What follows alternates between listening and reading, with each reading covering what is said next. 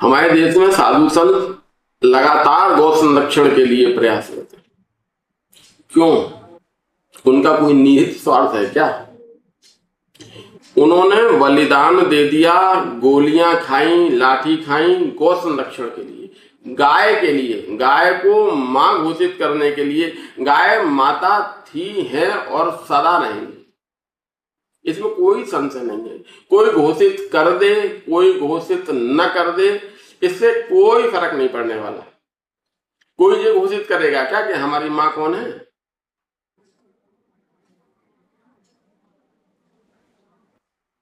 कोई इस बात को घोषित करेगा क्या?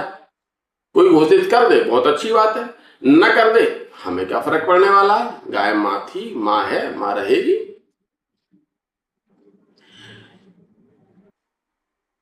गोस्वामी जी ने रामचरितमानस में भगवान के जन्म के लिए, भगवान का जन्म कब होता है, भगवान के जन्म का के समय एक दोहा लिखा, जिसमें भगवान के जन्म का कारण एक बताया गया। भगवान के जन्म के बहुत कारण है, मैं उस दोहे के लिए ही फिलहाल संदर्भित होकर के बात कहता हूं।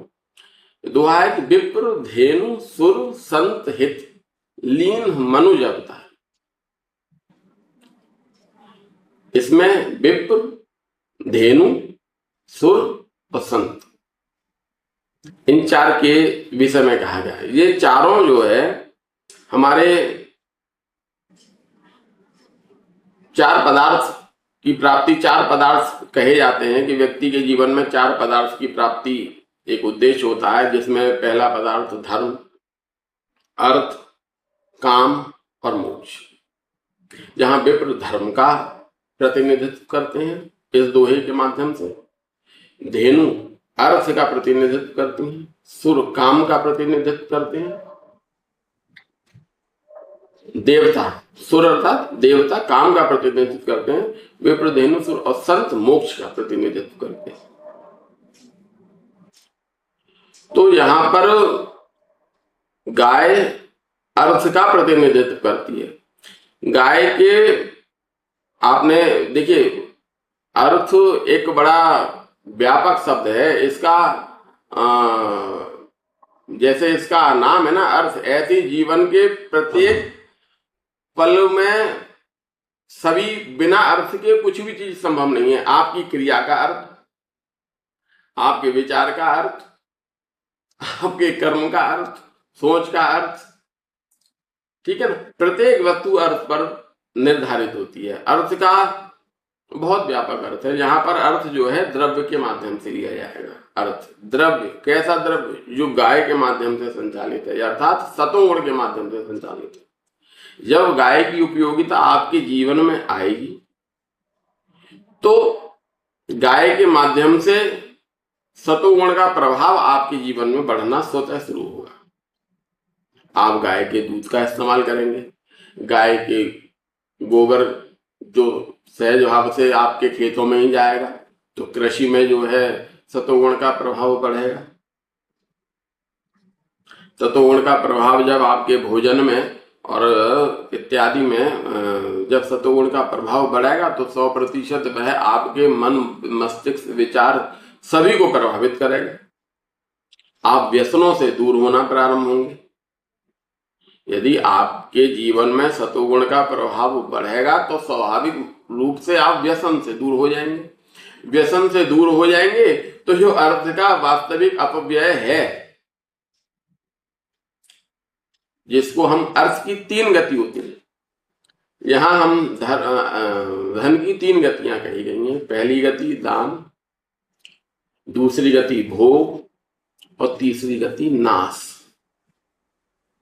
तो जो तमोगुण में यानी व्यसन में जो हम अर्थ को व्यय करते हैं तो वह अपनी तीसरी गति को प्राप्त होता है, यानी कि उसका सर्वनाश होता है, उसको उपयोग करने वाले का भी और अर्थ का भी।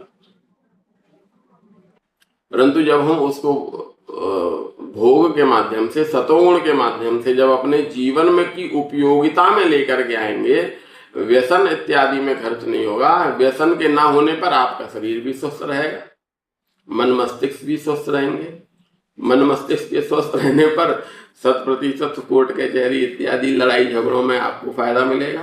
शरीर के स्वस्थ होने पर चिकित्सा का अभाव रहेगा जीवन में, दवाइयों का कम से कम जो भी व्यय इत्यादि होता है चिकित्सा में वह भी कम होगा, और व्यसन में तो जो आपका पैसा खर्च होता है वो तो 100% बचेगा ही बचेगा। तो देखिए, जीवन में जो अपव्यय हो रहा है, जो तमोगुण के प्रभाव से जीवन में अशांति और अपव्यय हो रहा है, वह सतोगुण के प्रभाव से 100% कम होना शुरू हो जाए, और यह देश दिन पर दिन पुनः सोने की चिड़िया बनने की ओर अग्रसर हो जाए। यह एक व्यक्ति की बात नहीं है, यह समूचे समाज में, प्रत्येक व्यक्ति में। समाज का मतलब समूचा समाज, उसमें कोई जाति वर्ग कोई संप्रदाय विशेष की बात नहीं कर रहा। देखिए, बारिश सब जगह पड़ती है, नदी में, नाले में, गंगा जी में, कुएं में, तालाब में, पक्की जमीन में, कच्ची जमीन में, जहां पड़ती है वैसा रूप लेती है।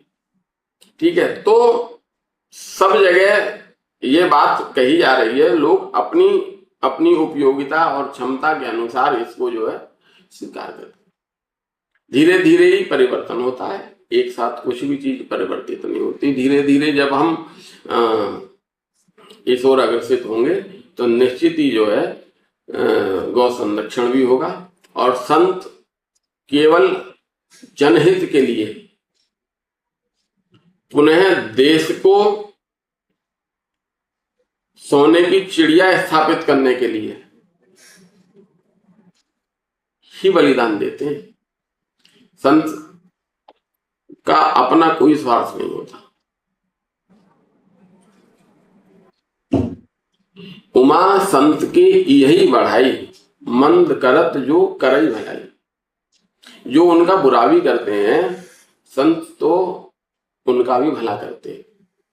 संत तो चंदन की लकड़ी है, जो कुल्हाड़ी को भी सुगंधित कर देती है, जो कुल्हाड़ी उसे काटती है। इसलिए संतों के माध्यम से और अन्य अन्य लोगों के माध्यम से जो गौ संरक्षण के लिए प्रयास हो रहे हैं, उसमें जब तक जनमानस जुड़ेगा नहीं, और जनमानस कैसे जुड़ेगा? जब तक निहित स्वार्थ नहीं होगा। स्वार्थ कैसे होगा? जब तक उसके उपयोग में नहीं होगा। तो आपको अपनी उपयोगिता बदलनी पड़ेगी, बिना उपयोगिता बदले गौ संरक्षण संभव नहीं। गौ माता की जय।